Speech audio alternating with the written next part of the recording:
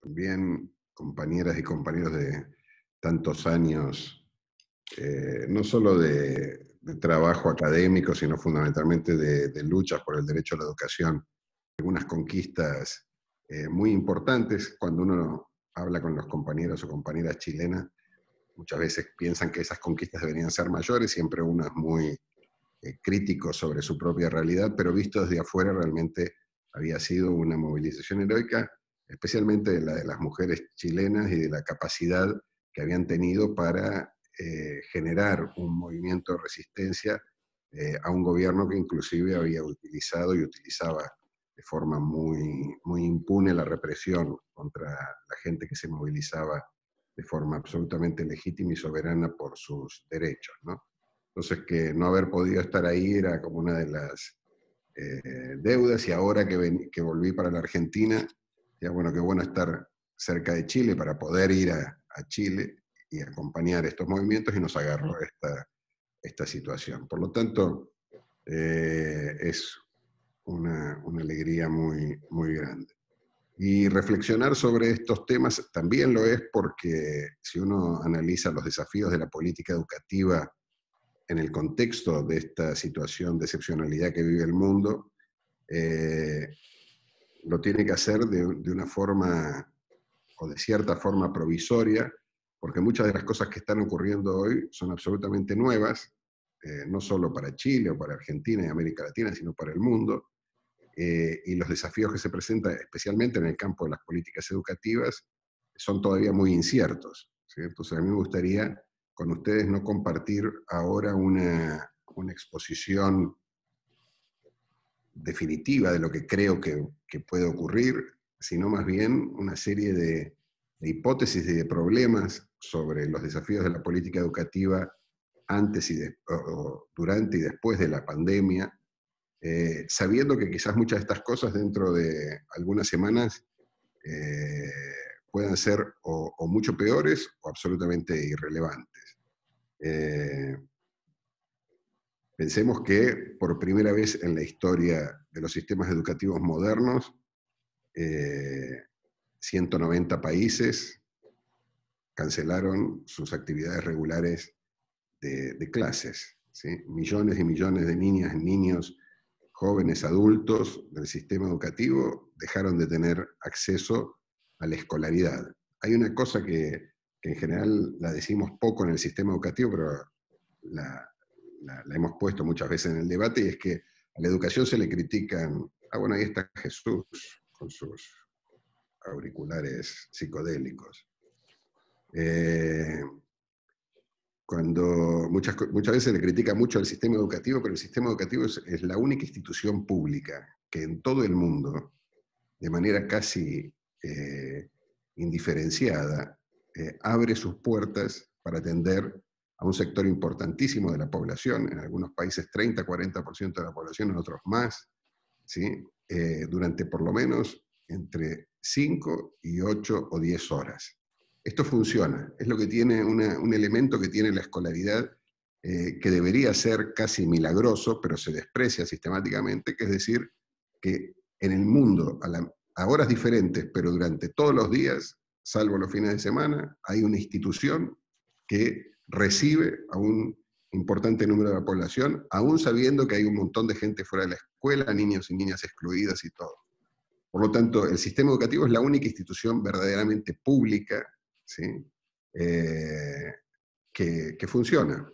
Funcionará bien o mal, pero funciona. Y esto se interrumpió hace 2 meses, que gran parte de los países permanecen con sus escuelas cerradas, y las que están revirtiendo esta situación y están volviendo ahora a clase, lo están haciendo con una enorme dificultad. No hay absolutamente ni un único país del mundo en el que el regreso a clases, el fin del aislamiento social o de la fase más rigurosa de aislamiento social que se ha traducido en una apertura progresiva de escuelas, no esté generando unas enormes controversias. Todos los países, especialmente los del norte, pues son los primeros que han comenzado, además de China, a reabrir sus escuelas, lo han hecho con planes muy bien estructurados, muy montados, muy pensados, muy organizados, pero que se han desintegrado en el preciso instante en el que empezaron a ponerse en práctica.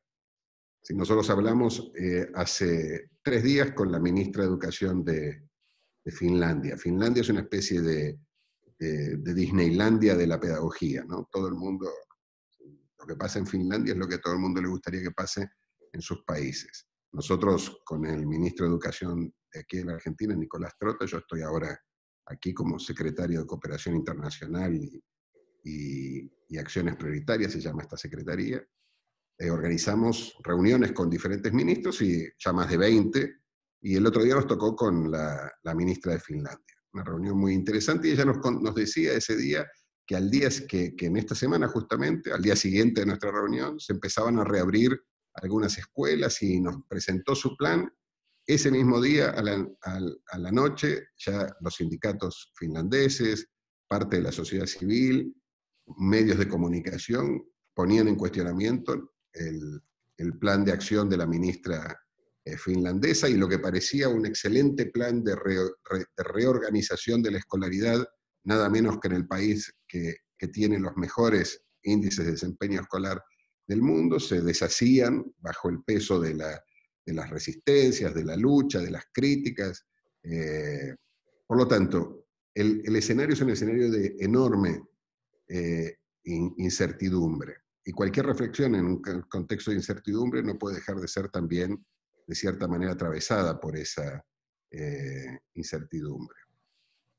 Ahora, ¿cuáles son los temas que, inclusive también, esto, perdón, es un tema que es interesante, es que esta situación de excepcionalidad ha de alguna forma unificado el debate sobre la agenda educativa futura en el mundo, a pesar de las enormes diferencias que hay? Si nosotros hubiéramos tenido una discusión, ¿no?, y juntáramos a compañeras y compañeros, como lo hemos hecho tantas veces, de diferentes países del mundo, no solo latinoamericanos, sino también europeos, asiáticos, africanos, y los poníamos a discutir en una mesa de debate, las realidades y las agendas, los problemas eran totalmente otros. Inclusive, por ejemplo, cuando uno habla de los países escandinavos, los países nórdicos, que tienen excelente desempeño en PISA, por ejemplo, no se preocupan mucho por PISA. Pero aquí PISA es una especie de gran organizador de la aparente inteligencia educativa o pedagógica que hace que podamos determinar, a partir de los resultados de una prueba que aplica un organismo económico internacional, el grado de aprendizaje que tienen nuestras jóvenes o nuestras jóvenes en los sistemas escolares. Por lo tanto, si cuando nosotros muchas veces hemos hecho discusiones para hablar de PISA con países que les va muy bien en PISA, ellos no quieren hablar de PISA porque no les interesa. Cuando queremos hablar de los problemas de exclusión, ellos no tienen tanta exclusión, o la exclusión educativa es diferente. Los problemas de desigualdad, que son comunes, en general, que existen en todos los países, hay desigualdad que impacta en el sistema educativo, pero las agendas sobre la desigualdad eran diferentes. En apenas 3 meses esto se ha pasteurizado y unificado en una serie de problemas que encuentran a los países discutiendo los mismos temas. Por lo tanto, estamos en una situación absolutamente excepcional. ¿Qué es lo que ya estamos viendo? Y ahí de nuevo los dilemas, ¿sí?, que quiero compartir con ustedes. Primero, de cierta manera uno puede reconocerle al coronavirus una virtud, y es que puso claramente en el debate público internacional la importancia y la centralidad que tienen los estados para resolver situaciones de excepcionalidad. Esto no es un detalle, porque en un contexto de hegemonía neoliberal global, que cuestiona claramente el papel del Estado, que los estados hayan recuperado una dimensión de la política pública que para la sociedad parece absolutamente imprescindible, no es poca cosa.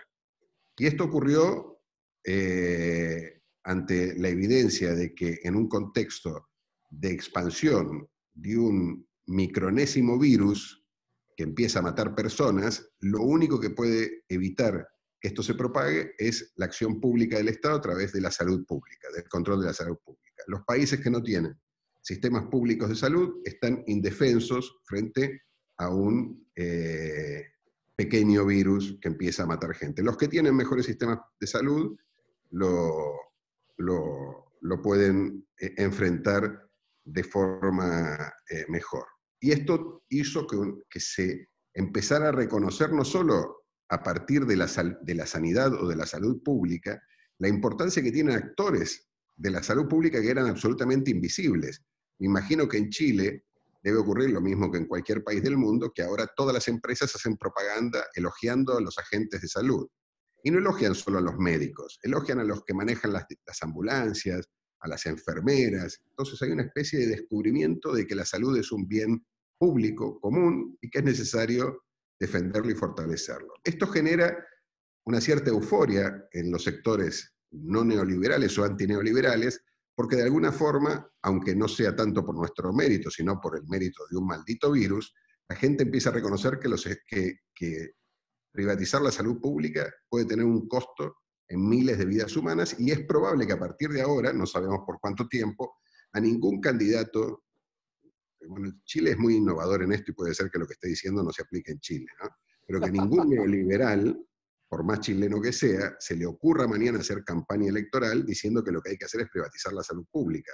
Por lo que lo primero que va a hacer la gente es recordar el enorme trauma que sufrió con el coronavirus, sabiendo que si vuelve a ocurrir, lo único que los va a salvar es el Estado y la inversión pública en salud, que puede evitar que esto mate a sus seres más queridos, ¿sí?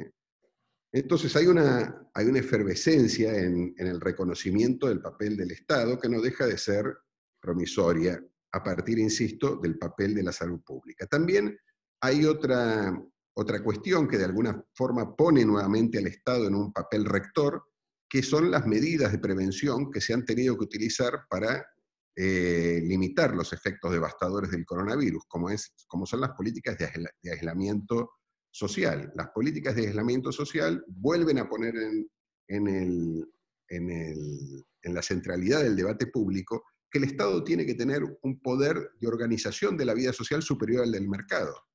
Porque imagínense ustedes si la utopía de que la libre iniciativa de las empresas o de las personas puede resolver todos los problemas de la vida, que es lo que nos viene diciendo el neoliberalismo desde hace 30 años, fuera verdad, entonces lo que habría que haber hecho ahora es dejar que la sociedad, las organizaciones, las empresas, los medios de comunicación, los profetas de la fe mercantil, las iglesias neopentecostales o las iglesias de manera general, los equipos de fútbol o quien sea que compone este universo tan complejo de la sociedad y del mercado, definan qué es lo que hay que hacer mejor. Y lo que se hizo fue una cosa totalmente diferente. Fueron estados que dijeron todo el mundo en casa y nadie sale.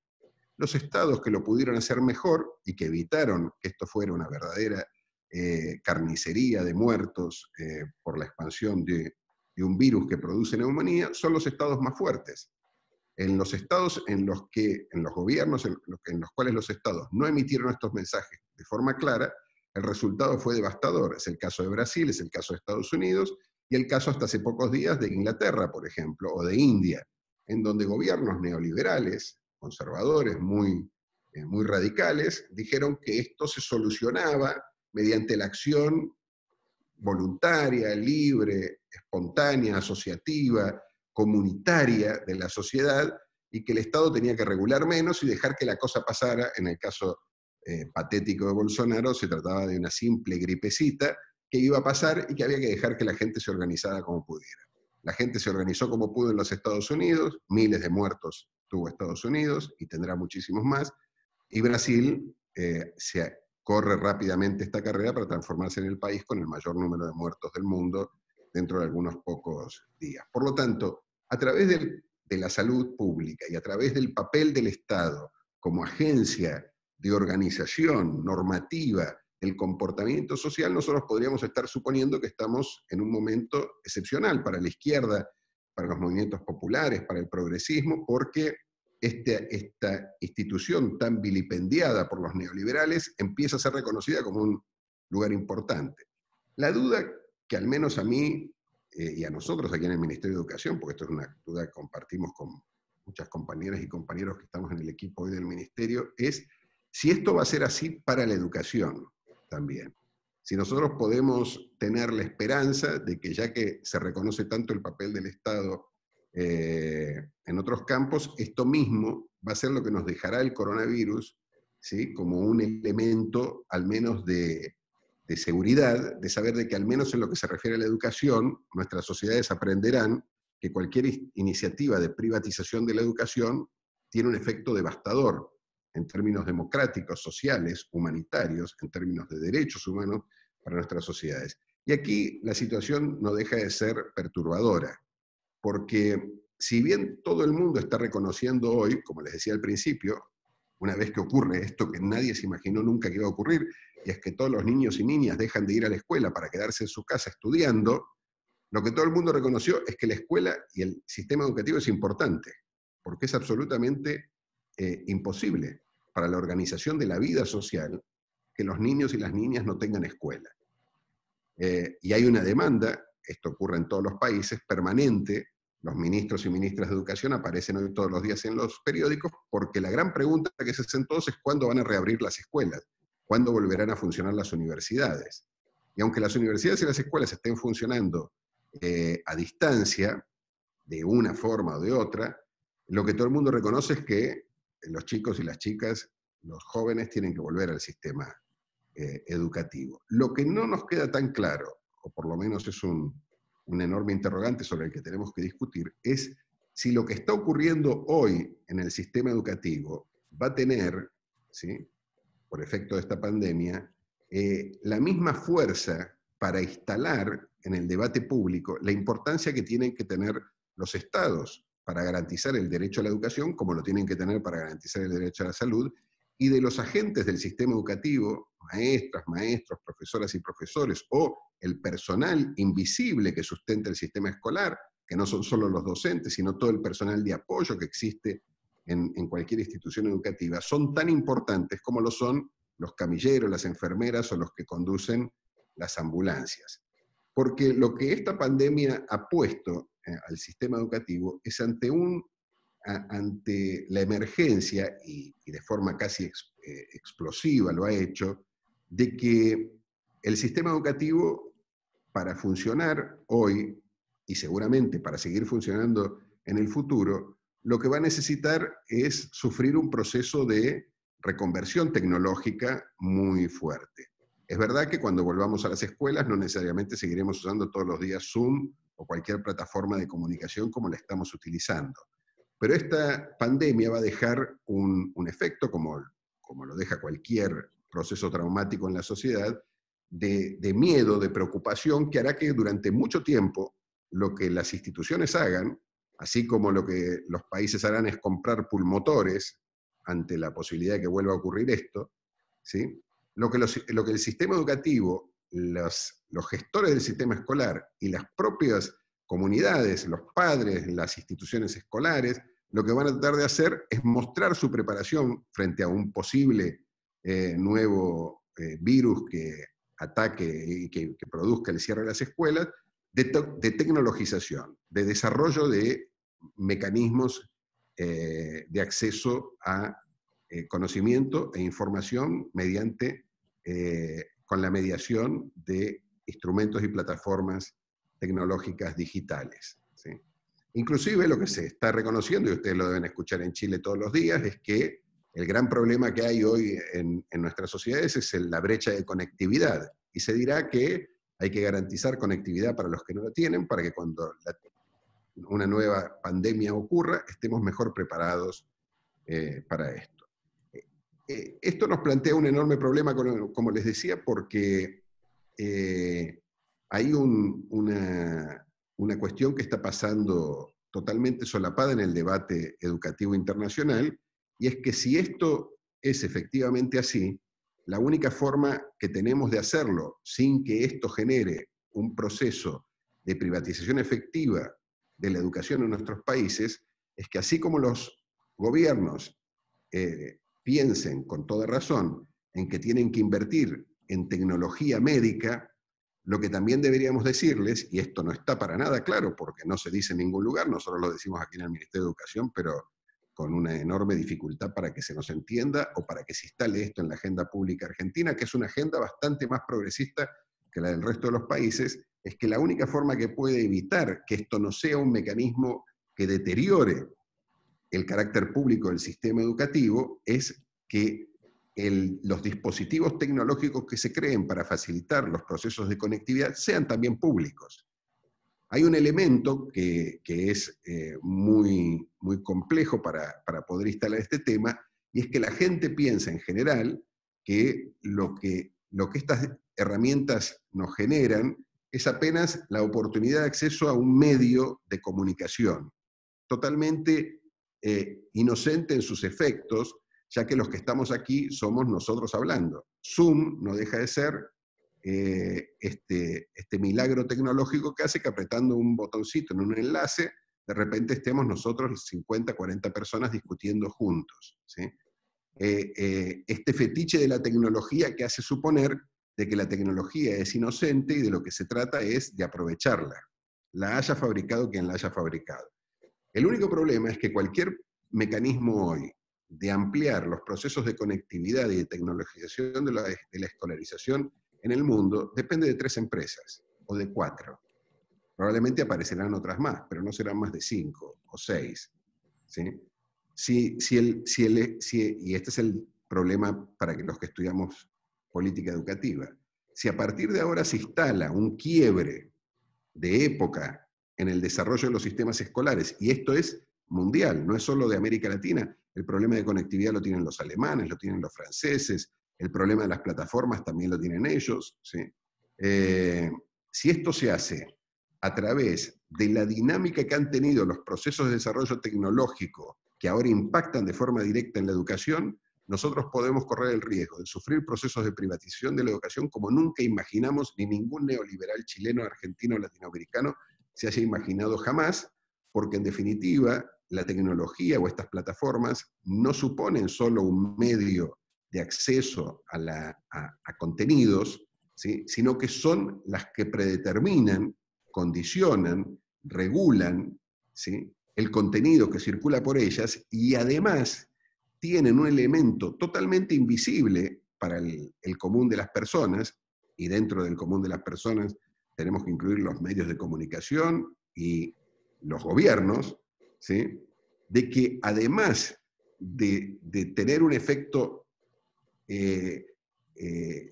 su arquitectura, de modelar el tipo de contenido que se puede transmitir a través de ellas, tienen un gran efecto de control, ¿sí? Sobre lo que circula en ellas. Un ejemplo muy claro que ustedes lo conocen y lo viven cotidianamente. Si ustedes buscan la palabra calefón 4 veces, calefón se llama calefón en Chile, el coso que calienta agua. Bueno, si ustedes ponen la palabra calefón en Google 4 o 5 veces, ¿sí? Mañana les va a aparecer en Google propaganda de calefones. Si ustedes ponen en Google mañana la palabra Cuba, porque están buscando qué pasó en Cuba en estos días, mañana les aparece, bueno, ahora ya nadie promociona pasajes aéreos, pero si estuviéramos en otro momento les aparecerían pasajes y paquetes de turismo para Cuba. En definitiva, Google no es un medio de búsqueda, Google es un medio de obtención de información, de captura de datos, ¿sí? Pero mucho más que esto, porque ustedes cuando se meten en cualquier dispositivo electrónico para transmitir una información, están no solo transmitiendo datos, sino que también están transmitiendo sentimientos, ideas, preocupaciones, humor, ¿sí? El estado de ánimo. Yo, como les decía, antes de venir aquí a Argentina, estuve en España, trabajaba en el Congreso de los Diputados en España, era jefe de gabinete de Pablo Iglesias, y a Pablo le llegaba todos los días un informe que se llamaba El humor en España. La primera vez que yo lo recibí pensé que era el humor, ¿sí? Pero era el humor social, ¿sí? En donde se nos presentaba un mapa de las emociones, de los temas que estaban preocupando a la sociedad española. Con qué la gente estaba cabreada, enojada, por qué la gente estaba feliz, segmentado por edades, por ciudades, por barrios, ¿sí? Simplemente a partir de un análisis que podían realizar 2 personas de nuestro equipo, a partir de redes sociales, podíamos saber de forma más o menos rigurosa con qué la gente estaba enojada, qué es lo que la gente decía y qué es lo que a la gente le preocupaba. Naturalmente, a partir de esa información muy básica tomábamos decisiones. En la política esto ya es algo bastante habitual. Se toman decisiones de intervención o de acción a partir de lo que circula. Imagínense ustedes, ¿sí? El nivel de euforia que tendría cualquier controlador del currículum de la década del 50. ¿Recuerdan ustedes? Bueno, Jenny debe recordar que, los teóricos del currículum de los años 50, la gran preocupación que tenían era diseñar mecanismos metodológicos de planeamiento educativo que permitían regular el trabajo docente de la forma más precisa posible. ¿Sí? El gran desafío que siempre tuvieron los sectores más conservadores de la educación es cómo hacer para meterme en ese espacio de donde hay un sujeto que es el docente o la docente que controla sin interferencia de ningún otro poder que no sea o el del currículum, el de la normativa escolar o el del miedo que le puedo infundir a ese docente, la preocupación.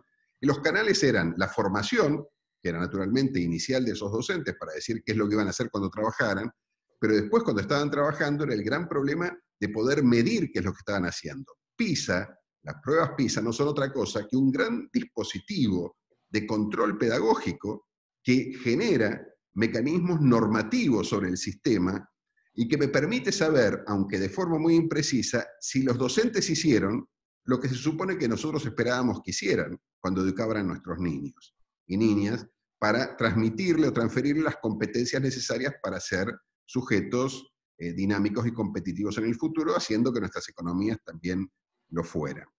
Todo esto hasta ahora era muy limitado en la medida en que estos dispositivos de control aparecían siempre como resultados finales con datos muy imprecisos. Porque nuevamente el gran poder de los docentes en qué reside, en el que en el momento en el que cierran la puerta de su sala de clase, están solos con sus alumnos, hablando lo que quieren. Claro, después viene el Estado o viene la OCDE y te evalúa. ¿Sí? Ustedes en Chile han desarrollado de forma casi ejemplar diferentes mecanismos de evaluación para controlar a los docentes, a los alumnos, ¿sí? A la comunidad educativa, transmitiendo esos valores a los padres, a las familias, a los medios de comunicación, a las empresas, para que también los presionen de todos lados. Pablo, Pero 10 minutos, ¿ah? Quedan. Sí, pero como sea, este espacio de libertad se mantenía. Todo esto puede comenzar a sufrir un profundo cambio en la medida en que, sin la intervención pública del Estado, las plataformas de acceso, de comunicación entre los docentes y sus alumnos, se realicen bajo el formato de este tipo de plataformas, porque vamos a poder alcanzar el grado máximo de privatización que un sistema educativo puede tener, que es poder sistematizar, dominar, organizar, ¿sí? Y conocer lo que están diciendo los alumnos y alumnas de nuestras escuelas, no lo que enseñan solamente los docentes, lo que piensan ellos y ellas acerca de lo que aprenden, cómo se sienten frente al aprendizaje, qué conocimientos aprenden en términos de contenido, pero qué valores, qué disciplinas, qué dispositivos de conducta se van estableciendo, qué padrones de relación se establecen entre los sujetos. Por lo tanto, la euforia de un estado presente, que ahora pasa a ser absolutamente innecesario, no creo que estemos en muy buenas condiciones de defenderlo en el campo educativo si lo que resulta de esta pandemia es una emergencia dentro del sistema escolar de este proceso de control técnico que va a suponer una escolarización que, aunque a nosotros nos parezca todavía muy lejana, puede aparecer de forma muy rápida. Para ir concluyendo, además de todo esto, el gran problema que esta excepcionalidad dentro del sistema educativo instala es que el modelo de respuesta que todos los estados, y vuelvo a decir, en este caso son todos los estados, Finlandia hasta Uganda, ¿sí? Están pensando, es un modelo de inclusión, ¿sí? Que pasa por el dominio de la tecnología, que inevitablemente generará y profundizará, como es lo que hace este virus en todos los campos de la vida social, profundizar desigualdades estructurales dentro del sistema, haciendo lo que la desigualdad en general hace, es dar visibilidad a algunos sujetos que enfrentan enormes déficits en función de los niveles de desigualdad, pero también invisibilizar otros sectores que pasan a quedar definitivamente afuera, ¿sí? El impacto que el coronavirus va a tener sobre nuestros sistemas educativos en términos de desigualdad es inmenso, y en términos de desigualdad social también, ¿sí? Esto hará que efectivamente nuestros gobiernos se empiecen a preocupar por los que están en los márgenes, ¿sí? Que es lo que siempre hacen los gobiernos de la exclusión. Pero hay otros que se caen, ¿sí? Definitivamente, y hacen esto que Boaventura describe también, inclusive en su último libro, La cruel pedagogía del virus. Mañana va a salir un diálogo con Boaventura que tenemos sobre este tema, pero que Boaventura siempre llama la atención, Boaventura de Sousa Santos llama la atención en sus textos, que es el proceso de producción de ausencias, los que no están. Piensen ustedes que en Chile las luchas por la igualdad en términos de género se han instalado con tanta fuerza, que las que más van a sufrir esto en nuestros sistemas escolares son las niñas.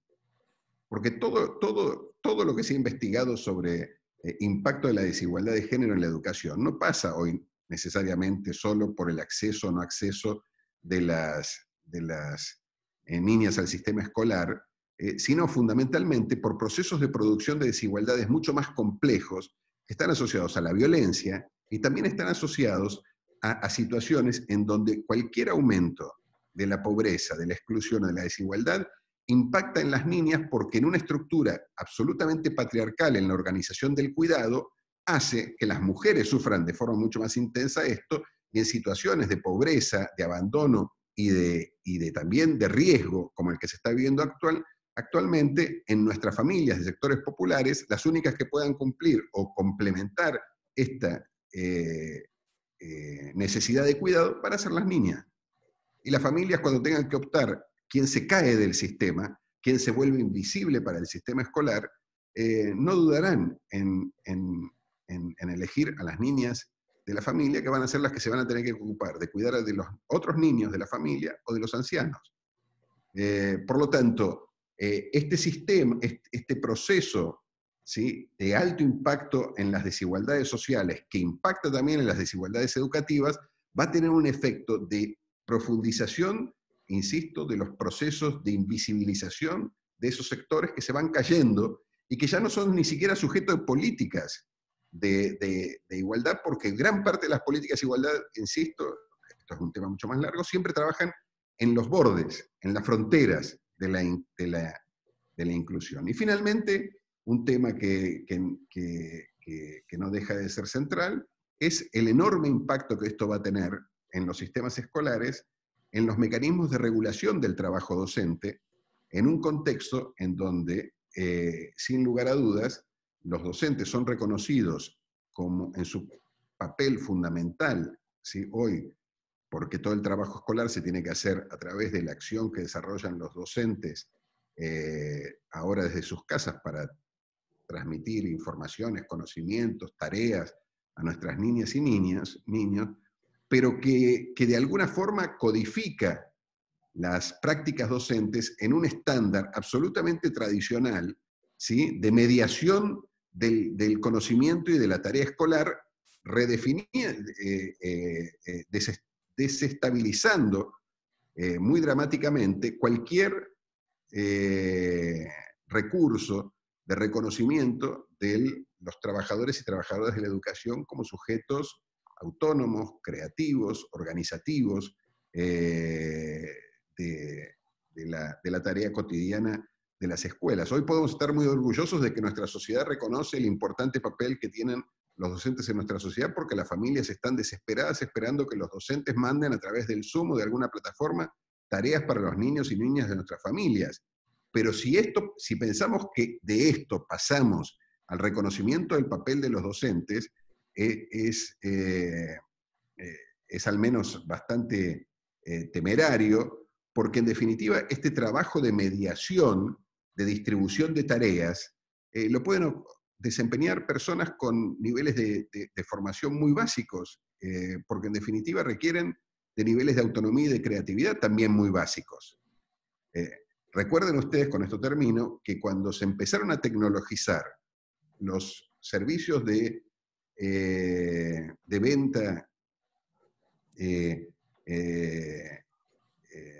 de alimentos a la población a través de las grandes cadenas de supermercado, ¿sí? Se decía, ¿sí?, que este efecto que se hizo a través del desarrollo de los códigos de barras y de los mecanismos que permitían controlar precios y realizar operaciones de venta en las cajas de los supermercados mucho más innovadores. En aquel momento era una verdadera revolución, que pasabas este frasco de alcohol en gel, aquí le pasabas el código de barras y aparecía el precio, y el código de barras hacía que se descontara del stock esta unidad de alcohol en gel, y esto hacía que uno pudiera cobrar, e inclusive que cuando cobrara, hasta el vuelto, el cambio del pago saliera automáticamente. Y todo esto se presentaba como un gran recurso de calificación del trabajo de los que atienden en los sistemas de comercialización de las cadenas de supermercado, y lo que generó fue una enorme desvalorización, además naturalmente del poder, de las chicas que atendían las cajas de los supermercados, que antes controlaban mucho más poder cuando tenían que poner el precio. Primero, porque el precio lo ponían ellos, la operación la realizaba una máquina, pero el nivel de control sobre esa máquina era mucho mayor por parte de la trabajadora, que en general eran mujeres, y la acción no solo se fue descalificando, el trabajo se hizo mucho más mecánico, sino que también las cajeras de supermercado, que eran personas que en general tenían 10 a 15 años de permanencia en ese negocio, se hicieron más sustituibles. Y hoy uno puede poner, cualquiera de nosotros se puede transformar hoy en cajero de un supermercado, porque es solamente pasar, ¿sí? Inclusive, fíjense, creo que esto debe haber en Chile, en Europa hay muchísimos supermercados que ya eliminan a las cajeras de supermercado para que uno se pague sus propias compras. Por lo tanto, en su momento, cuando inició la tecnologización de los supermercados, uno suponía que esas mujeres que manejaban computadoras iban a ser personas cada vez más calificadas, iban a tener que estudiar cada vez más, y lo que ocurrió fue exactamente lo contrario. Se fueron transformando cada vez más imprescindibles. En un sistema educativo que impone como norma un proceso que será vertiginoso de mediación tecnológica entre el conocimiento escolar y los alumnos, el papel del docente va a cambiar, no fortaleciendo el poder docente, sino disminuyéndolo. Y naturalmente, disminuyendo el poder de los docentes, disminuirá también el poder de las organizaciones que defienden los derechos de los docentes, que es lo que ocurre hoy en cualquier cadena de supermercados. Podés hacer la huelga que quieras, no vas a parar ningún supermercado del mundo, porque exactamente en una semana, en un proceso de reclutamiento, un supermercado sustituye a las cajeras en 5 minutos, especialmente con el nivel de desempleo que tiene hoy cualquier país del mundo, en Alemania, en Noruega, en Chile o en Argentina. ¿Sí? Por lo tanto, terminando, este proceso de mediación, ¿sí?, que hoy se le reconoce como tan imprescindible a los docentes, porque yo tengo, imagínense ustedes, 5 hijos, de las cuales 4 son niñas en edad escolar. Es verdaderamente imposible estar en un hogar haciendo lo que hace la escuela todos los días. Lo que los padres hacen y exigen es que los docentes y las docentes estén más presentes, y estén ahí, pero estén ahí haciendo ¿qué? Metiéndole tarea en la plataforma que la escuela utiliza como un mecanismo de comunicación con los niños, no como un sujeto, o como decíamos, y creo que es totalmente válido hoy, pero durante mucho tiempo, esta idea del docente como un intelectual crítico, que se transforma no en un mediador del conocimiento, sino en un productor de saberes a partir de una relación que establece con un colectivo de sujetos, de alumnos. Por lo tanto, lo que yo creo que estamos en este momento es en una situación de quiebre, de inicio de un momento nuevo. Las tendencias a la privatización de la educación se presentan ahora de forma mucho más fuertes, y las formas de resistencia y de movilización también mucho más complejas.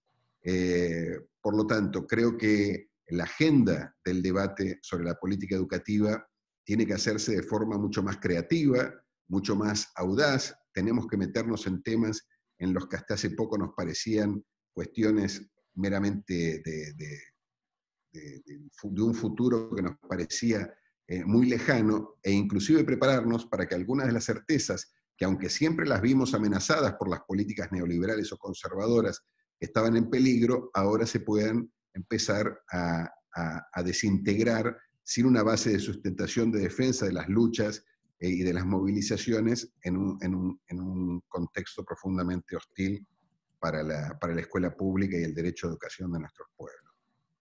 Creo que hay que rearmar esta agenda, tenemos que animarnos a pensar de forma mucho más creativa, a informarnos mucho más y a entender que lo que nos estamos jugando no es solamente nuestra salud o la salud de nuestros seres más queridos, sino el futuro de la escuela pública.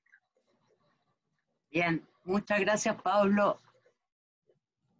Preciso en la hora, disculpen porque parece que en un minuto estaba tratando de grabar y al tratar de grabar interrumpí un poquito, pero no haya sido mucho, lo lamento.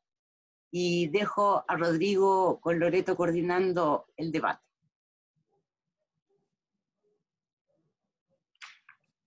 ¿Aló? Sí, ahí se me escucha. Sí, Rodrigo, sí te escuchamos. Sí, no, está bien. Bueno, muchas gracias, Pablo. Yo creo que lo ideal es que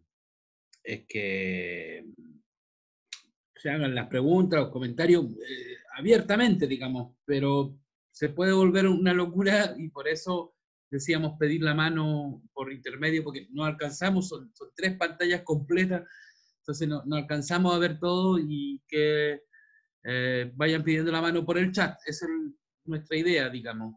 Y bueno, por supuesto, se pueden hacer preguntas, se pueden hacer contraargumentaciones, se pueden hacer críticas, se pueden hacer complementar determinadas ideas, etc. Pero eso, dejamos abierto este momento para poder conversar con Pablo, digamos.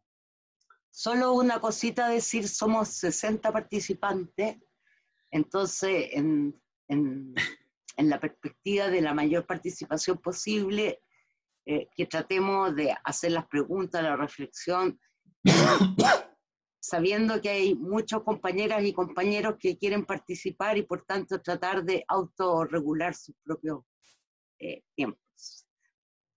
Sí, muchas gracias, Jenny. Sí, vale. Y visto que nadie quiere hablar, bueno, Están tímidas y tímidos. ¿no?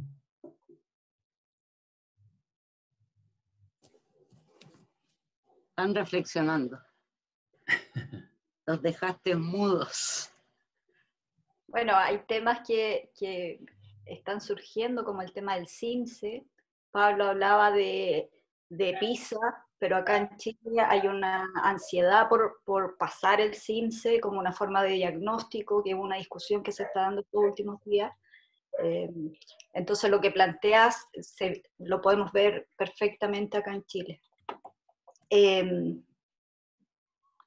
Y por otro lado, tenemos el tema de qué va a pasar con las movilizaciones estudiantiles y la presión que va a haber de las instituciones por tratar de modelar las movilizaciones con el uso de las plataformas. Yo creo que son temas que van a estar tensionando el movimiento social de manera permanente post pandemia. A ver, anímense, yo estoy rellenando, chiquillos. Así que anímense a poder... A mí me gustaría hacer una pregunta. Dale, Andrea.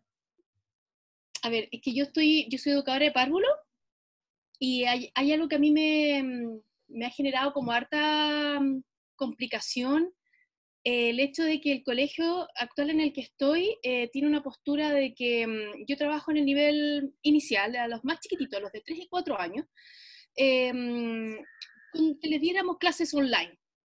Ok, algunos profesores no estaban de acuerdo, pero es la postura del colegio y había que hacerlo, pero lo que a mí no he logrado como entender de parte del equipo de orientación del colegio es qué tipo de aprendizaje se le puede entregar a un niño de 3 y 4 años a través de una plataforma online donde su nivel de atención es mínima, y el colegio pretende en su planificación que nosotros le enseñemos, por ejemplo, conceptos un poquito abstractos como patrones, clasificaciones, donde nos encontramos con niños que no han pasado por ninguna educación anterior como un jardín infantil. Entonces, eso a mí me ha causado como un poco de controversia y quiero saber si eso es, si esto es factible.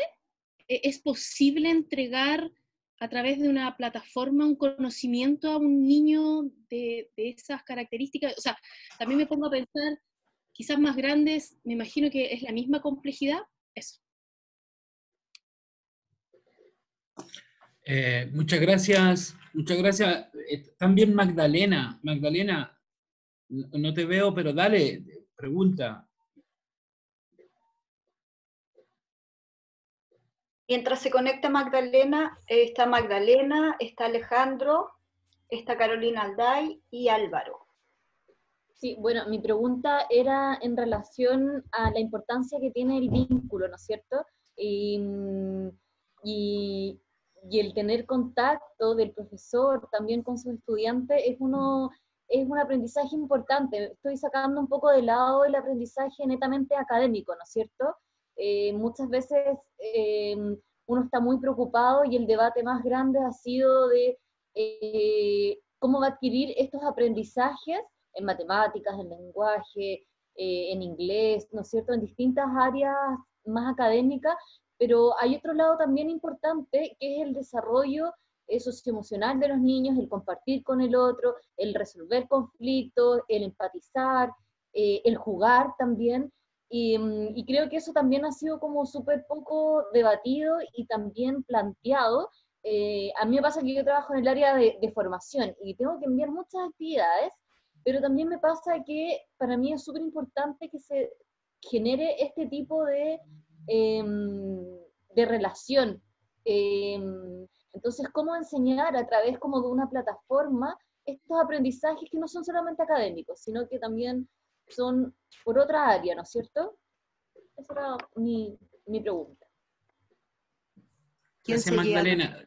Loreto, tú fuiste más rápida que yo, no sé cómo lograste construir esa escalita.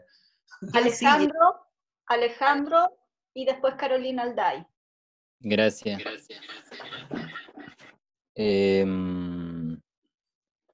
Quería preguntarle a Pablo acerca de el salto como de la academia a la política.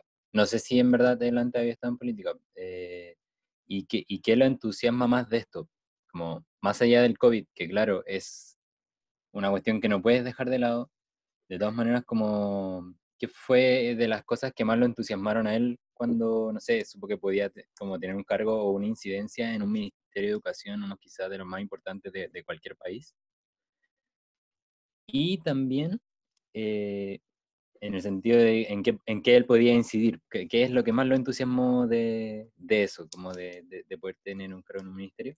Y también preguntarle brevemente, ¿cómo se enfrentan las pruebas estandarizadas en Argentina? Si son públicas como en Chile, me refiero al CIMSE, y tienen esta función como informativa a los padres, o si son anónimas, si eso te afecta el presupuesto de los colegios, etcétera, ese tipo de cosas. Súper. Vamos a la última palabra para que después le demos la palabra a Pablo, ¿no es cierto? Quedan dos, Carolina Alday y Álvaro. Pero, Para que cerremos el primero. ya. ¿Voy yo? Sí. Ya.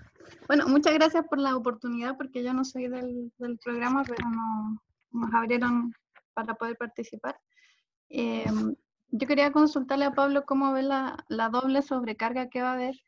Por un lado, por ejemplo, en una encuesta que salió, creo que fue de la USACH, decía que 70% de los estudiantes no tenían conectividad, en el sentido de que no tenían conexión a internet o tenían un computador familiar y sus papás, sus mamás, sus hermanos estaban todos haciendo, los papás, mamás teletrabajo y los hermanos estudiando en otros niveles. y entonces tenían, por ejemplo, choque de horario con clases que tenían sus hermanos menores o con reuniones que tenían que participar sus padres, etc. Y por otro lado, que también va el tema de la sobrecarga hacia las mujeres. Por ejemplo, yo aquí estoy viviendo en una pensión universitaria en México y hay una mamá que tiene 2 chiquititos y los dos tienen clases a la misma hora. A uno de ellos le dieron un iPad, entonces ella de repente estaba con los 2 chiquititos, uno en el computador y el otro en el iPad haciendo actividades. Y entonces nuevamente se da esta triple jornada para las mujeres que ahora, aparte de cumplir todas las funciones que tienen en general, tienen que cumplir funciones educativas ahora con el cambio que hubo en las políticas de educación. Muchas gracias.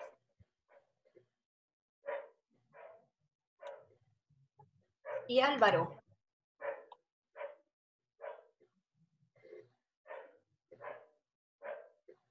Álvaro está ladrando. Hola. Primero que todo, muchas gracias por la exposición, me pareció muy interesante, sobre todo lo que tenía que ver con las posibilidades de privatización, de que aparezcan nuevas formas de privatización y el uso de ciertas plataformas tecnológicas. Entonces mi pregunta va por ese aspecto, y quisiera saber de qué forma podrían resistir las comunidades educativas a que se implante el uso de ciertas plataformas tecnológicas. Si es que tiene alguna experiencia que pueda contarnos o alguna información que maneje sobre cómo se podría responder desde lo público en lo tecnológico, considerando la tendencia a la formación de monopolio de estas grandes empresas privadas y plataformas de tecnología. Gracias. Bien, hasta ahí vamos a dejar. Ahí hay varios temas ya. Muchas gracias. Sí. Pablo, avanti. Bueno, muchas gracias por las preguntas, comentarios, son todos muy interesantes y muy complejos también, porque nuevamente hay algunos elementos que tenemos y otros que son absolutamente hipotéticos. Estamos hablando, de nuevo, hace 4 meses atrás hacíamos una reunión como estas y lo que iba a pasar en las políticas educativas más o menos podíamos anticiparlo, aunque todo podía cambiar, nada iba a modificar su rumbo de forma muy significativa y esto hoy puede ocurrir. Ustedes señalaban en las 2 preguntas, especialmente iniciales, la de Andrea y la de Magdalena, hay una preocupación sobre una cuestión de la educación que es absolutamente legítima, que creo que compartimos todos, pero que hay muchas dudas de que pueda transformarse en una interpretación popular acerca de la importancia de la educación. ¿Por qué lo digo? Porque nosotros presuponemos, Magdalena lo decía claramente, bueno, hay una dimensión de la relación, del vínculo, ¿sí? De lo que ocurre, del acontecimiento pedagógico, que no se puede reducir solamente a los contenidos académicos, y también Andrea nos decía, bueno, pero ¿cómo hago con las niñas y con los niños más pequeños para trabajar ciertos contenidos solamente con tecnologías? Y en definitiva, presupone lo que decía Andrea, tengo que estar con ellos, ¿sí? Y por supuesto que Andrea, siendo profesora de niños y niñas pequeñas, sabe mejor que nadie que también, y especialmente en ese nivel de la educación, la relación humana es fundamental. Pero podríamos decir que esto es el principio de la educación, o sea, aprendemos mucho más en la escuela, no cuando estamos aprendiendo contenidos pedagógicos, sino cuando estamos en relación con otros.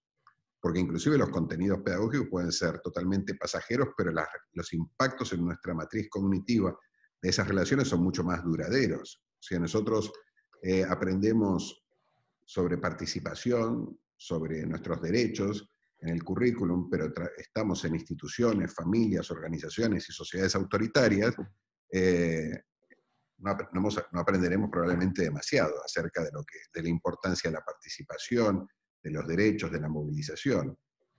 Por lo tanto, todos nosotros sabemos que lo más importante de la educación pasa por un vínculo que se establece y por prácticas, ¿sí? que se instituyen en las instituciones escolares. El gran problema es que esto es una dimensión de la escolaridad que se ha sistemáticamente puesto en duda, porque sin lugar a valga la redundancia, sin lugar a dudas, es una de las dimensiones que confiere más poder político a la institución educativa. Lo que se ha sistemáticamente tratado de hacer desde los años 50 en adelante, con todas las pedagogías tecnocráticas, era justamente como limitar este poder de la escuela, ¿sí? Y yo creo que la evidencia más clara de esto son el impacto que han tenido regulador, disciplinador del sistema educativo, los mecanismos de evaluación, sea CIMSE, sean las pruebas que sean en cada país tienen un nombre diferente, o sean los grandes dispositivos de control internacional, cuyo paradigma es PISA, ¿sí? O sea, todo esto lo que trata de decir es, miren señoras, miren señores, lo que hay que hacer en el sistema escolar es esto.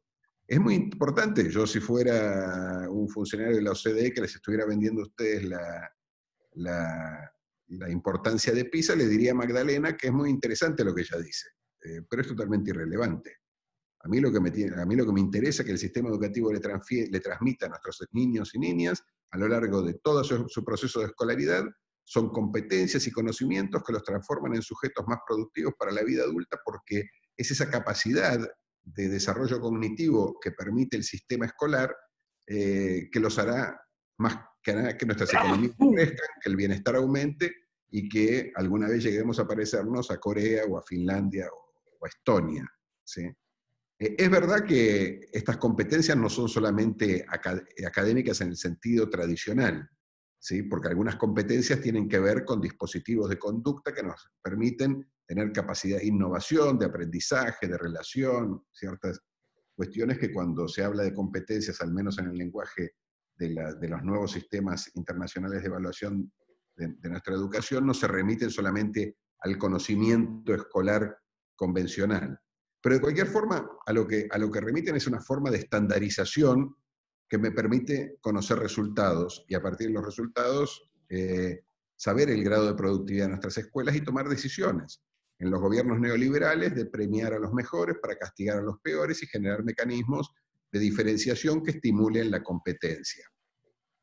Si salimos de esta pandemia, como parece que estamos entrando, todo esto se va a fortalecer todavía mucho más, porque además los mecanismos de mediación tecnológica lo van a facilitar, ¿sí? Y es muy probable que esta dimensión más humana, más crítica de la pedagogía, enfrente enormes dificultades para transformarse en un valor convincente que defiendan nuestras sociedades. Insisto, el caso de los docentes es particularmente ejemplar. Hoy, más que nunca, nuestras sociedades están reclamando que haya maestras y maestros. Están reclamando que Andrea haga su trabajo y que a través de una pantalla le enseñe a esos niños y niñas de 0 a 3 años lo que le tienen que enseñar. El tema es si lo que se está diciendo por detrás de esto es que Andrea es imprescindible, o lo que necesitan es que alguien lo haga, ¿sí? Porque es verdaderamente insoportable la tarea de educar cuando uno no es un docente o no trabaja en una escuela, ¿sí? No solo por las cuestiones que decía Carolina también, de que hay un computador o hay una tablet por familia, porque eso se podría resolver, ¿sí? Es lo que van a hacer muchos de nuestros gobiernos, seguramente el gobierno de Sebastián Piñera, que no tiene un peso para garantizar derechos sociales, pero mañana saldrá a comprar computadoras de forma enardecida para evitar que el día de mañana los chilenos y las chilenas estén desconectados, como se hizo en su momento cuando se decía que Chile tenía que ser bilingüe, aunque Chile ya era bilingüe porque había lenguas originarias en Chile que convivían con el castellano, pero el bilingüismo del neoliberalismo chileno era el inglés, porque había que saber inglés para estar conectado con el mundo, y ahora para estar conectado con el mundo hay que saber inglés y además tener una tablet, un computador, un acceso a internet, y alguien del otro lado diciéndome qué hago con todo esto, ¿sí? Por lo tanto, este formato, hay una cuestión, yo les recomiendo que lean un libro sensacional, que ya tiene más de 20 años, no, más de 30 años, que se llama ¿Cómo domina la clase dominante?, de Göran Terborn, un sociólogo sueco marxista, excepcional, es uno de los mejores libros para mí de sociología marxistas que se han escrito, donde él muestra que hay una tendencia a despolitizar las estructuras organizativas del Estado y suponer que se trata solo de medios, ¿sí? Y no entender que ese medio, en lo que él denomina la tecnología institucional, predefine, ¿sí? Y orienta las acciones, ¿sí? Y esto, por supuesto, después del libro de Terbo, muchos estudios se hicieron, ¿sí? Pero, y ustedes lo podrían ver en Chile perfectamente bien, lo que Chile necesita no es una asamblea constituyente solamente, es un tipo de asamblea constituyente que devuelve el poder popular. Porque decir que uno hace una asamblea constituyente puede ser una forma de legitimación, depende cómo funciona, una forma de legitimación nada menos que de la constitución de la dictadura, peor todavía, hecha en democracia. Entonces no es que hace falta una asamblea constituyente, hace falta un proceso constituyente que devuelva la soberanía al pueblo chileno, ¿sí? Entonces no es el medio lo que necesitamos. Aquí el problema que tienen los dispositivos tecnológicos tiene una capacidad de fetichización de las relaciones humanas inmensas, ¿sí? Que los hace volver inocuos, indiferentes o inocentes con relación a sus resultados. Pero no lo son. Nosotros no nos estamos dando cuenta porque lo estamos viviendo, pero nuestras formas de comunicación, relaciones están cambiando una vez que nos metemos en esta pantalla. Yo no soy el mismo que les estaría dando clases si estuviera dándoles clase a ustedes en Chile. Pero además de no ser el mismo, ¿sí? Yo puedo, al terminar esta clase, si tuviera acceso a los metadatos de Zoom, saber muchísimas cosas de ustedes que no podría saber nunca, aunque me pasara en Chile 4 meses trabajando todos los días con ustedes. Solo, ¿sí? Solo con 45 minutos de clase. Y si yo puedo conectar lo que pasa por aquí con otras informaciones que podría captar de ustedes, puedo saber de sus vidas, quizás mucho más que sus parejas, ¿sí?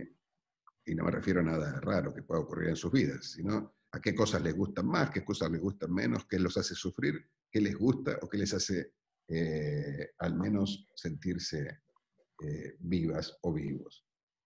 Esto tiene que ver con lo que también, con lo que Rodrigo, después vuelvo a Carolina y Alejandro rápido, lo que Rodrigo decía, bueno, Rodrigo, no, Álvaro mencionaba al final. O sea, ¿hay alguna experiencia? No, justamente, y cuando decía al principio, hoy la agenda educativa se pasteurizó, se unificó, ¿sí? ¿Qué país tiene plataformas públicas que permitan que, así como el gobierno, los estados en algún momento decidieron que para poder... Pero, bueno, nosotros ya habíamos hablado un poco, profe, y no, a mí ¿cómo se llama? No sé si me estaban hablando a mí o No, fue un problema. Sigue. Entonces, ¿qué país tiene una plataforma pública de acceso a conocimiento, información y relación? Ninguno. No existen. Sino, lo que existen son mejores condiciones para desarrollarlas.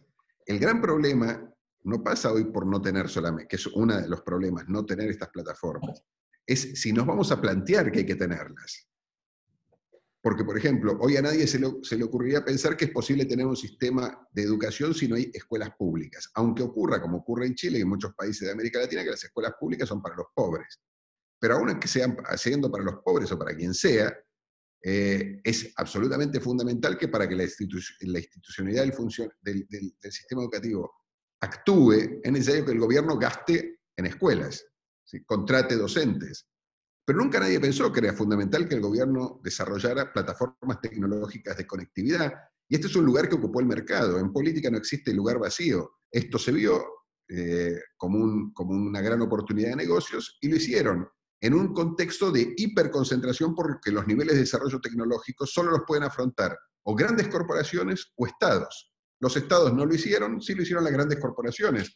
Y no hay que investigar demasiado. Hoy son Google, son Microsoft, es Zoom y 3 o 4, Cisco y algunas otras empresas que están disputando. Ahora, si nuestros estados, ¿sí? Y este es un gran desafío que se van a poner los estados en un contexto profundamente regresivo a nivel mundial, porque aunque los estados, como les decía al principio, hoy van a reconocer que tienen que invertir en sanidad pública, no sé si todos van a reconocer que tienen que invertir en el desarrollo de plataformas que permitan mantener lo que nosotros estamos tratando de instalar como un concepto que es fundamental, la soberanía pedagógica de nuestro sistema educativo.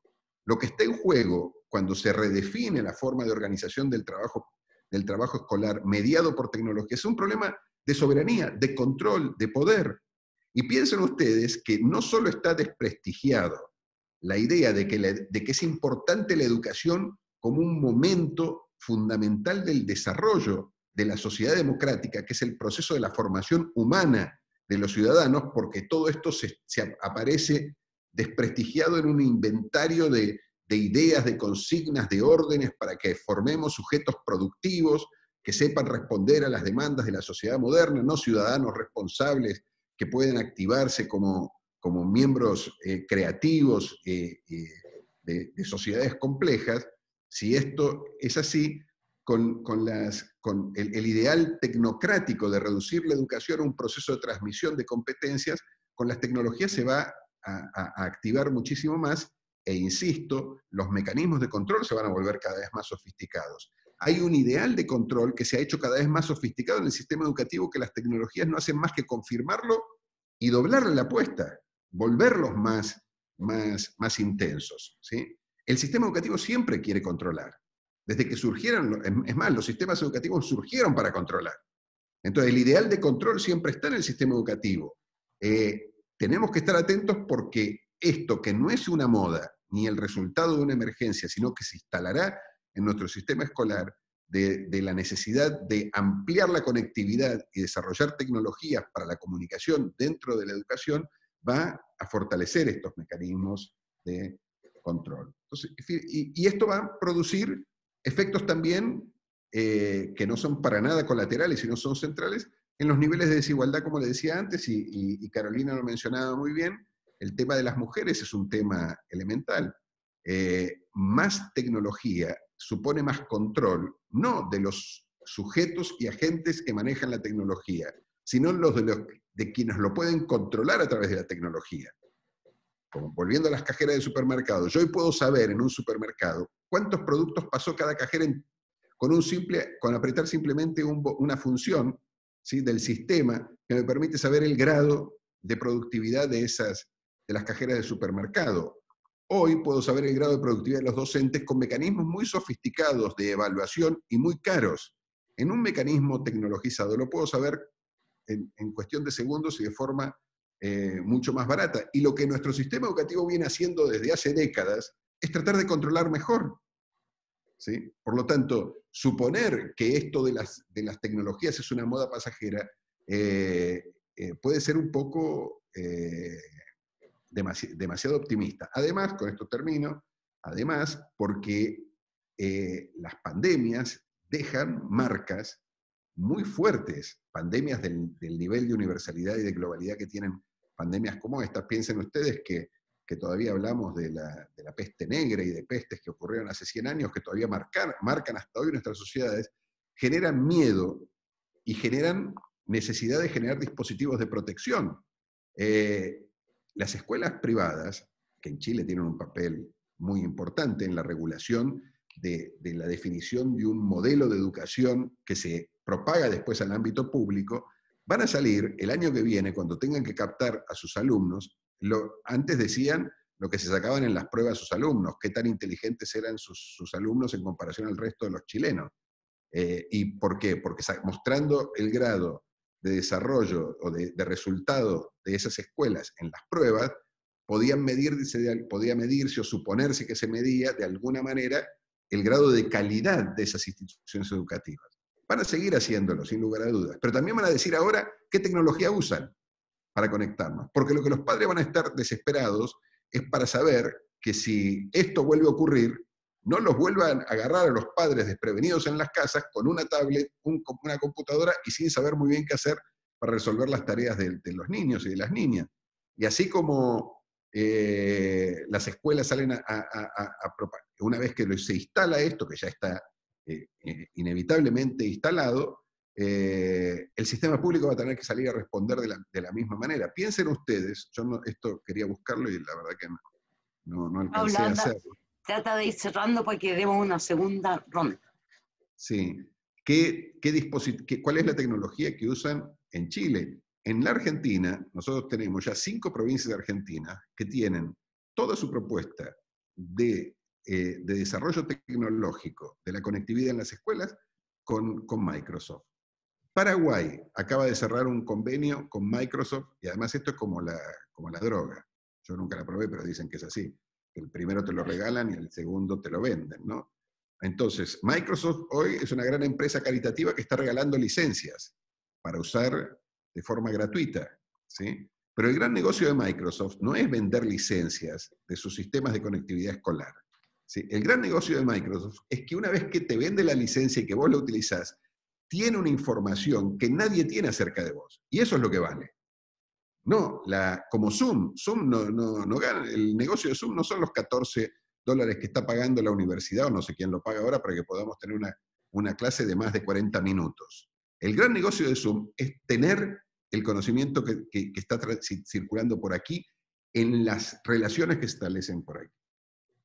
Y esto genera un proceso de precarización, de desvalorización, de pérdida del poder, de pérdida de autonomía que tenemos que prepararnos para enfrentar. Y nos tenemos, con esto termino, prepararnos para enfrentar, no con el mecanismo de que no tiene que desarrollarse tecnológicamente en nuestras escuelas, porque esa va a ser una batalla perdida, sino de instalar en el debate público quién controla la tecnología, pudiendo convencer y convencernos a nosotros que lo que estamos discutiendo aquí es, como les decía antes, un tema de soberanía tecnológica. Después, si quieren, respondo la de Alejandro, que me preguntaba qué sentí de pasar de la academia a la política, pero bueno, en realidad nunca estuve ni mucho en la academia ni mucho en la política. Ahora lo que ocupo es un cargo público. A ver, ¿quién pide la palabra?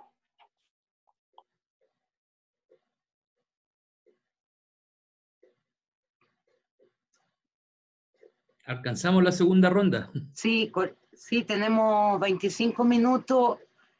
Tenemos. Sí. Tenemos. Sí, ya alcanzamos. Rodrigo, avanti. Hola, buenas. Un abrazo, Pablo. Qué gusto de verte, aunque sea así. Yo quería aprovechar tu experiencia gigante, panorámica, Pablo, que la tiene muy poca gente hoy por hoy, y preguntarte un poquito por tu mirada de la respuesta presente. Digamos. Sé también que hubo una reunión de GT, por Zoom también, pero en Argentina, con el ministro, y que vieron experiencia de varios países. Entonces quería preguntarte qué habías visto de prácticas interesantes. Nosotros aquí en Chile hicimos una columna de prensa, digamos, con un dirigente sindical, Eduardo González, tratando de revisar un poquito documentos orientadores o prácticas a nivel regional o mundial, con lo poquito que sabíamos. Vimos documentos de UNESCO, incluso vimos documentos de la OCDE, lo confieso. Y se decía que nosotros llegamos a la mirada que había como 3 nudos críticos para la respuesta presente hoy. Uno, claro, el de la conectividad, y había países que habían optado claramente por la televisión educativa en lugar de usar Internet, ¿no? En el caso de los cubanos, por ejemplo. Había un segundo punto gigante que era el tema de la priorización de los contenidos, que aquí en Chile es muy fuerte, porque el ministro dijo ayer que SIM se va igual, sí o sí. Entonces lo que está diciendo el ministerio es que van a tener que, el ministerio va a proponer priorizar los contenidos que seguramente serán los más cercanos a lo que se evalúa en el CIMSE. Y un tercer punto que tenía que ver con la claridad de la información, ¿no? Con la claridad y esto vinculado a la relación de los ministerios con los sindicatos, con las comunidades, que aquí en Chile ha sido crítico, porque la verdad es que el ministerio se ha dedicado a amenazar con una vuelta inmediata, la gente tiene miedo, bueno, etcétera. Entonces, no sé si estamos bien con esos 3 puntos críticos del presente. Tal vez son otros, nos perdimos, pero quería ver si tú conocías en tu mirada, prácticas interesantes que rescatar, procesos que seguir, porque aquí cuesta mucho seguir esa información. Eso, un abrazo. Gracias, Rodrigo. No sé si hay alguien más que quiera ir en esta última vuelta que estamos haciendo. Ya empiezan a estar más cansados. ¿No hay más palabras pedidas? Jenny, ¿tú? Sí, yo mandé por chat. Dale. Agregar a lo de Rodrigo, en realidad, porque yo estuve en la reunión del GT con Pablo, entonces además de la experiencia interesante, un país que creo que fue Costa Rica, que la decisión que tomó fue cerrar el año escolar y dar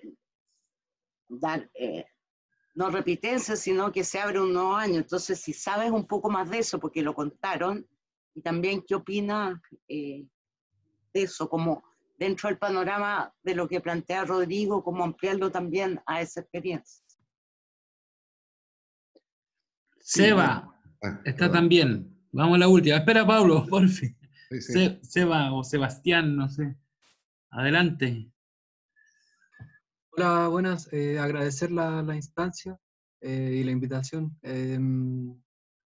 Yo, la verdad que la pregunta que tenía en gran parte se respondía que tenía que ver con el cómo y como del qué hacer en este contexto que como igual es bien difícil, no sé, pensando que tenemos como una especie de rebelión popular como un poco congelada o en pausa quizás, y lo que creo que esto significa también en cuanto como a desarticulación, o no desarticulación en sí, pero posible desarticulación, como diríamos, estructural, de los sujetos educativos como el docente y de la y los estudiantes. Y en ese sentido creo que un poco se respondía al tema del sentido común, de la disputa del cómo instalar la importancia que vienen a tener tanto la educación pública como la y los profesores dentro de la agenda pública. Pero la otra parte que me faltaba es la dimensión como articulada para esa defensa, pensando tanto en movimientos a nivel nacional dentro de cada país como a nivel regional o internacional, como para disputar eso, y de cierta forma darle legitimidad a discursos que son difíciles de plantear en la escuela, por ejemplo, la discusión de que la educación es política, que creo que es algo que es fundamental en este contexto de crisis civilizatoria y bueno, todo lo que podríamos como ver desde ahí. Esa era mi pregunta. Gracias, Seba. Marian, tenemos a Marian. Marian, Sí, aquí adelante. estoy. Ya, lo que pasa es que el otro día leía un capítulo sobre inteligencia distribuida para otro ramo, y resulta que estos artefactos, estas herramientas, ¿verdad? Bueno, de esto se habla hace mucho tiempo, y yo entiendo que exista un miedo, por decirlo así, de enfocar las políticas actualmente en la tecnología, por la valorización del trabajo decente, etcétera, y por muchas otras cosas.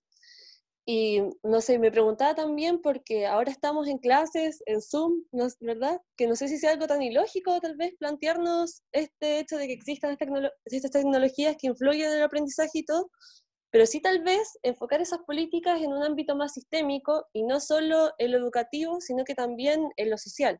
Y que, por ejemplo, si es que la educación a lo mejor se planteara tener un trabajo más conjunto con los padres, a lo mejor ellos no estarían tan perdidos actualmente en la casa preguntándose qué tiene que hacer mi hijo ahora, o la necesidad de ese profesor de que le dé tareas, de que le dé insumos, sino que tal vez plantear políticas desde eso, desde abordar más sistémicamente la educación. No sé, en realidad me enredé, era una bola que tenía nomás y que quería plantearla. Bien, muchas gracias, Marian. Bien, Pablo, yo creo que ahí estamos. Avanti Popolo. A ver,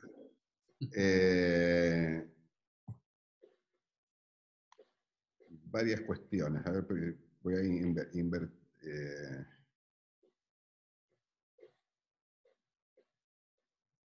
No, iba a invertir el orden, pero no. Sobre lo que decía Rodrigo y también de alguna forma apuntaba Jenny. Ahora estamos en un momento muy especial porque en realidad los países lo que están dando son respuestas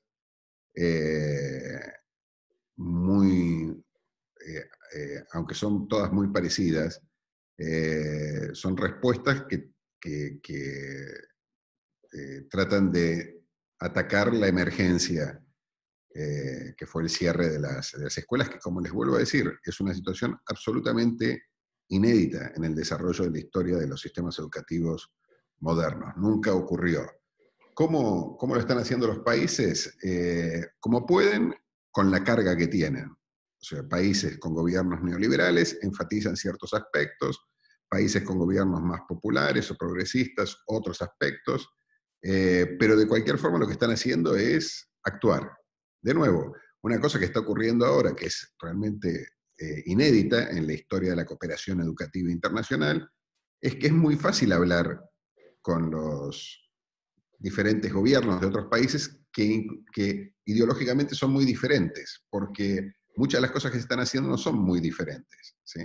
De nuevo, nosotros la otra vez estuvimos con el ministro de Educación chileno, reunidos.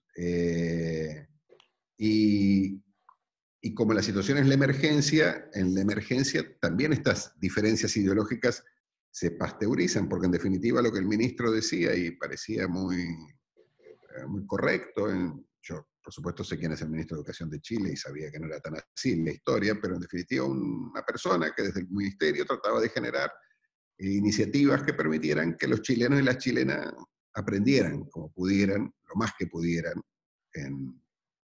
Por supuesto, en el campo de la evaluación se podían presentar diferencias, pero esto es un rasgo muy característico del conservadurismo chileno, que es este fanatismo evaluador, pero que no es muy popular hoy en el mundo. No solo lo que decía Jenny de Costa Rica, sino hoy en ningún país desarrollado del mundo se está planteando evaluar a nadie, ¿sí? Si llegáramos a este nivel en Chile, ya supondría un avance epistemológico y político inusitado. Pero quizás llegue en algún momento, porque quizás alguien lo convenza al señor ministro de Educación de Chile y a los poderes que representan que no tiene el menor sentido aplicar las pruebas CIMSE, porque no van a poder saber nada de lo que se aprendió, porque lo que se aprendió no lo mide la prueba CIMSE. Claro que todos están aprendiendo un montón de cosas hoy, y más nuestras niñas y niñas en la casa, y como decía Magdalena, aunque no nos estemos reuniendo, nos estamos vinculando. Por lo tanto, conocimiento están produciendo, pero en definitiva, como sea, en el mundo, a todo el mundo, todos, o de manera general, gobiernos conservadores y no conservadores se han convencido de que hay que parar de evaluar por lo menos por un tiempo. Pero todos los que tienen, lo que tienen sin lugar a dudas como gran preocupación es cómo garantizar aprendizajes.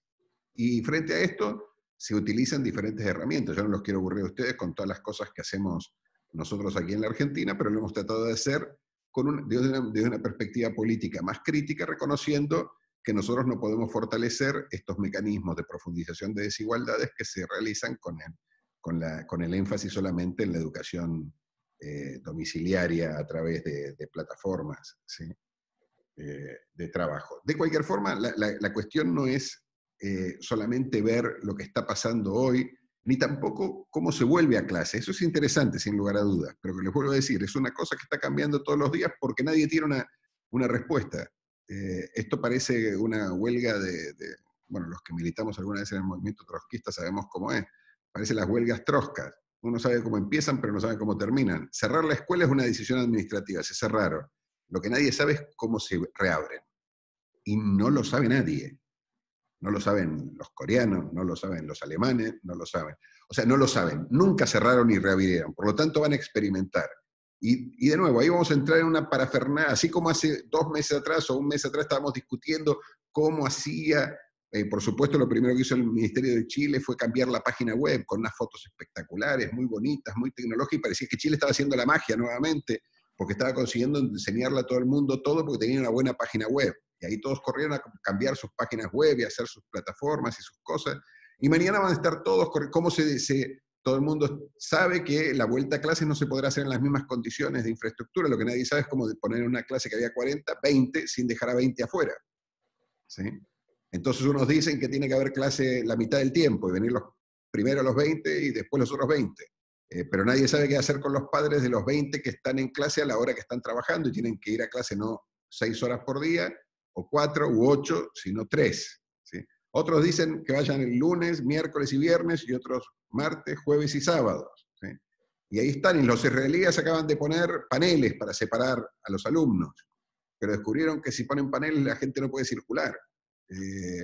Y además no se sabe si están prestando atención, por lo tanto han sacado los paneles. Y nadie sabe qué pasa el día que si un niño o una niña de una sala de clase le agarre coronavirus.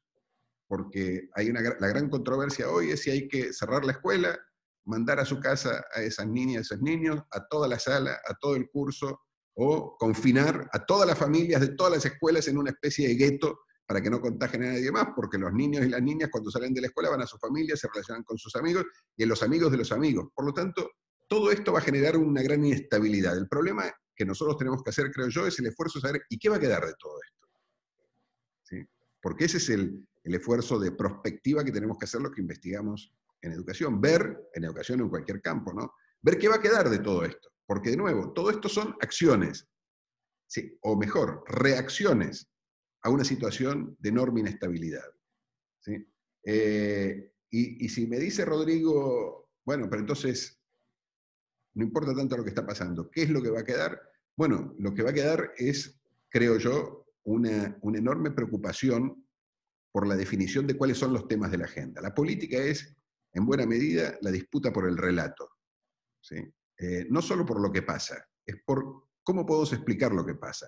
Esa es la gran victoria de los grandes complejos internacionales, mundiales, globales de evaluación. Ganaron ese relato. No quiere decir que lo ganaron para siempre, lo ganaron por ahora.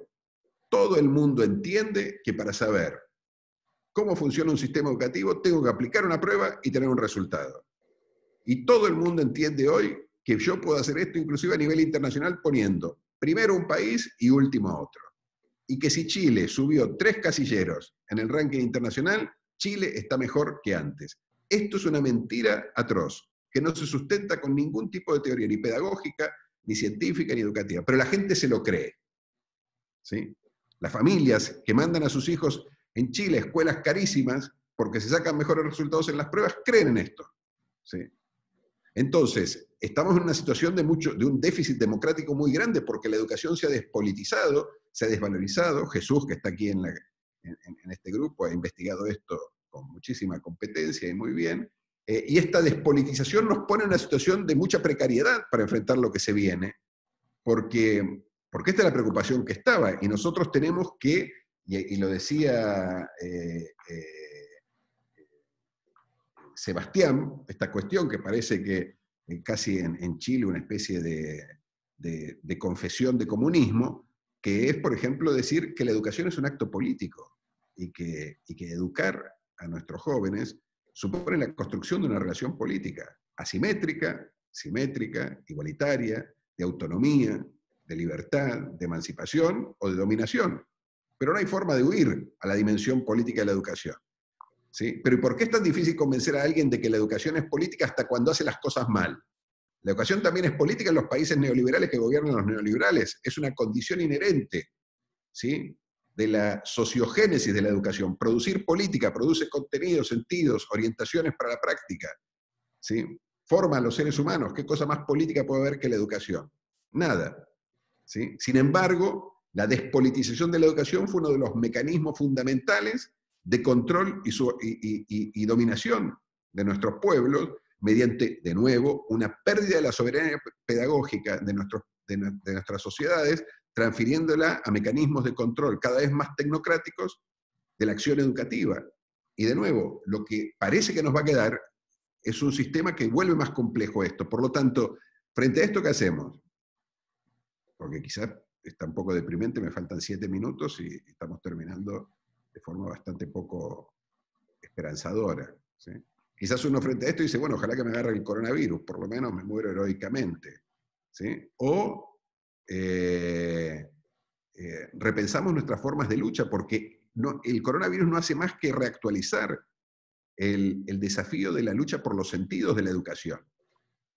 Y los resignifica poniéndolos en un territorio insisto, mucho más complejo. Yo los invito a que por favor ahora le dediquemos un tiempo a estudiar dimensiones de la tecnología que, aunque parecían producto de la gente que le interesan los aparatos electrónicos, ahora van a pasar a ser absolutamente necesarios para nosotros. Es convencer a la gente que el problema no está en la tecnología. Insisto, nosotros tenemos que inclusive convencer a los estados que es importante invertir en estos medios, porque lo que estos medios están jugándose es el poder, ¿sí? De quién controla, el poder de lo que se dice, y conocimientos acerca de nosotros mismos que no tenemos por qué compartirlos con los que no queremos.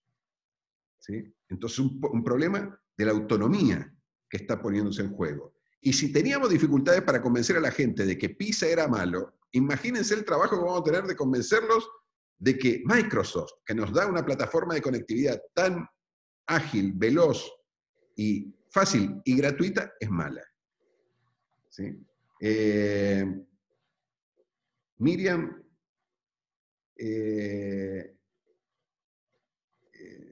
mencionaba una cuestión que también me parece que es importante porque es uno de los grandes dilemas, y por eso digo, en una situación de crisis como esta se abren oportunidades que no teníamos, porque es verdad que va a ser mucho más difícil convencer a la gente de que la tecnología es un dispositivo de control si ya teníamos problemas de decir que PISA o CIMSE era un dispositivo de control.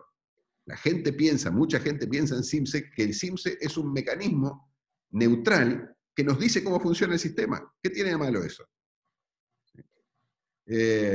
Y nuestra batalla siempre ha sido, no en Chile solamente, sino en todos nuestros países, de decir que esto no tiene nada de inocente, la forma como evaluamos. Porque la forma como evaluamos es la que después nos dice la forma como debemos educar. ¿Sí? Ahora, no deja de ser cierto también que esta crisis hoy nos pone ante una oportunidad, ¿sí? Que es la oportunidad de poner temas en la agenda pública que no estaban antes.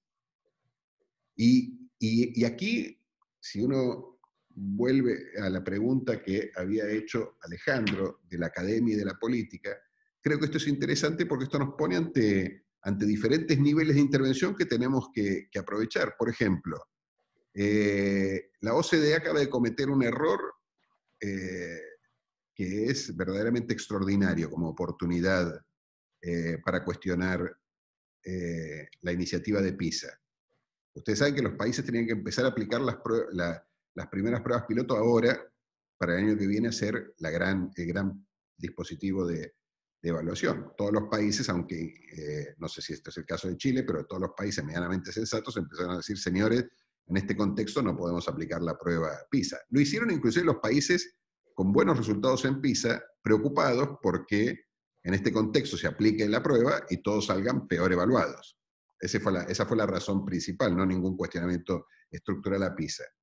Y las señoras de la OCDE dijeron, bueno, muy bien, se puede hacer esto, se puede postergar un año más, pero hay que pagar una multa del 20%. Los países pagan para hacer la prueba PISA. Y la OCDE decidió en este contexto, con un sorprendente gesto de poca generosidad y de torpeza política, decir que esto había que pagarlo. Imagínense ustedes un contexto en el cual todos los países están en crisis económica, no pueden pagar sus deudas. No la Argentina no puede pagar sus deudas. Ningún país va a poder pagar sus deudas. ¿Sí? El único país que la va a poder pagar es Estados Unidos, que es el único que puede producir el papel con el que se pagan las deudas, que son los dólares. ¿Sí? El resto de los países no pueden hacerlo. ¿Sí? Y los países al de esto endeudados tienen que pagarle a la OCDE. Bueno, cuando decía Alejandro, bueno, esta cosa del papel político, nosotros ahora en la política, ¿qué hacemos? Aprovechamos esto y decimos, bueno, lo que pasa es que PISA es un negocio. ¿Sí? Es mucho más fácil convencer a la gente de que PISA es un negocio y de que PISA es un mecanismo de control. ¿Sí? Porque en definitiva ahora la gente empieza a descubrir que la Argentina va a tener que desembolsar muchos miles de dólares simplemente porque por una pandemia mundial no podemos aplicar la prueba a nuestros alumnos. ¿Sí? Entonces, en definitiva, esta crisis nos va poniendo en un territorio en el que tenemos que poder movernos con mucha habilidad, pudiendo, insisto, instalar en la agenda los temas que son verdaderamente relevantes para el debate educativo. ¿Y cuáles son los temas verdaderamente relevantes para la agenda educativa? Los vamos a ir definiendo y aprendiendo, y probablemente con la contradicción esta, de que el mejor medio que tengamos para hacerlo es reuniéndonos por Zoom. Porque antes para hacerlo hacíamos un viaje a Chile, a reunirnos con los compañeros y compañeras de Lopech, y hacíamos un foro en el colegio de profesores, y nos encontrábamos, ¿sí? Y a veces el tiempo nos resultaba corto y no podíamos encontrarnos más tiempo, y por eso nos perdíamos. Si nos perdíamos el avión, nos quedábamos sin saber de qué se había discutido, y ahora quizás podemos a través de Zoom hacerlo. Por lo tanto, vamos a transitar un territorio de muchas contradicciones, y creo que de lo que se trata es de aprovechar la contradicción. Frente a la contradicción en política uno se puede sorprender, horrorizar, inmovilizar, o se puede activar. Este es un tiempo de contradicciones. Vamos a sumergirnos, como decía Marx, sumergirnos en la contradicción, porque la contradicción va a ser nuestra pedagogía. Es a partir de estas contradicciones que nosotros vamos a poder encontrar, como siempre lo han hecho los movimientos populares. El movimiento feminista en Chile es tan fuerte porque se sumergió en la contradicción del patriarcado, comenzó a intervenir y comenzaron a inventar formas de decir lo que querían decir de forma diferente. Y una canción chilena, hecha por 15 chicas en Chile, recorrió el mundo. ¿Y quién se lo iba a imaginar? ¿Sí? Por lo tanto, el patriarcado sigue vivo, y más vivo que nunca. La discriminación, el racismo, la opresión en el mundo no han desaparecido y se han vuelto todavía mucho más peligrosas en el contexto de que el fortalecimiento de los estados lleva a que muchos países los mecanismos de opresión de los estados se han vuelto más feroces todavía, como por ejemplo en Chile, ¿sí? Que la imposibilidad de la movilización popular lleva a que se concentre y se recupere parte del poder y del control del Estado. Pero también se generan contradicciones. Metámonos en estas contradicciones, actuemos y tengamos la convicción, aunque utilicemos Zoom para decirlo, de que ninguna batalla está perdida, ¿sí? Especialmente si decidimos enfrentarla. Y que de lo que se trata ahora es de iniciar un enorme esfuerzo de reorganización de nuestra tarea como intelectuales, como activistas, como militantes, como funcionarios, como dirigentes, o como ciudadanas y ciudadanos, para poder intervenir en un momento de absoluta excepcionalidad que nos puede brindar la oportunidad de dar un paso adelante en la lucha por la justicia educativa, por el derecho a la educación y por la igualdad, que en definitiva es el gran horizonte que deben perseguir nuestras sociedades. Por lo tanto, creo que nada de depresión, no nos podremos juntar, vino podemos seguir tomando, aunque sea a la distancia, y a prepararse, porque lo que se está abriendo es un escenario de enorme conflicto. Los poderosos se organizarán seguramente como siempre lo hacen, pero nosotros no podemos despreciar la fuerza que tuvimos. Y si alguna vez ustedes consiguieron hacer que la música que cantaron 16 chicas una vez frente a un edificio se transformara en una especie de emblema de la lucha del mundo y de las mujeres fundamentalmente por la igualdad, quizás ahora a través de Zoom se nos ocurra alguna magia que nos permita poner en el debate público temas que hasta hace 4 meses parecían imposibles de ser colocados. Bien, muchísimas gracias, Pablo. Yo creo que estamos aquí cerrando, sí. Muchas gracias. Enormemente, enormemente agradecidos, todos, digamos. Bien, vino. No sé, Jenny, ¿cómo cerrar esto? Sí, agradecer de nuevo a Pablo, aunque yo creo que él también nos agradece a nosotros de estar con nosotros y nosotras. Así que creo que es un agradecimiento mutuo.